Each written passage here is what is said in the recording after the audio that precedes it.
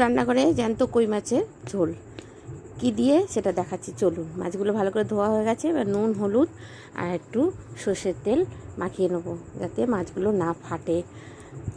মাখিয়ে রেখে দিলাম, এবার গরম সর্ষের তেলে দিয়ে দিলাম। আগে মাথাটা ভেজে নেবো, কেননা কড়াইতে প্রথম যদি মাছ ভাজার আগে মাথা ভেজে নেন তাহলে খুব ভালো মাছ ওঠে।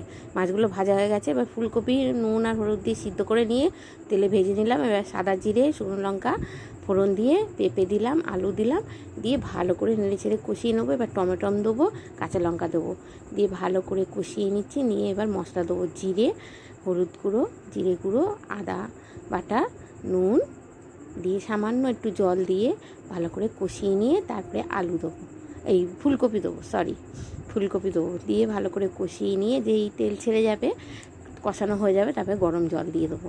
এবার ফুলকপি আলু পেঁপে দিয়েছি আমার দিদিভাইয়ের জন্য, লঙ্কাগুলো আগে তুলে নিচ্ছি, তারপরে এবার পেঁপে আলু ফুলকপি তুলে নিয়েছি। এবার লঙ্কাগুলো দিয়ে মাছগুলো দিয়ে দিচ্ছি, আমার দিদিভাই খাবে তো একসঙ্গে মাছের ঝোলটা দিয়ে দিচ্ছি। গরম ভাতে জমিয়ে খান, লাস্টে ধনেপাতা দিয়ে এবার পরিবেশনের পালা। ফুলকপি দিয়ে কই মাছের ঝোল, ওফ দারুণ, বাঙালির ভীষণ প্রিয় খাবার। যদি ভালো লাগে বন্ধুরা আমার সাথে থাকবেন, পাশে থাকবেন, একটু লাইক দেবেন, ফলো করবেন। আসছি এবার, টাটা।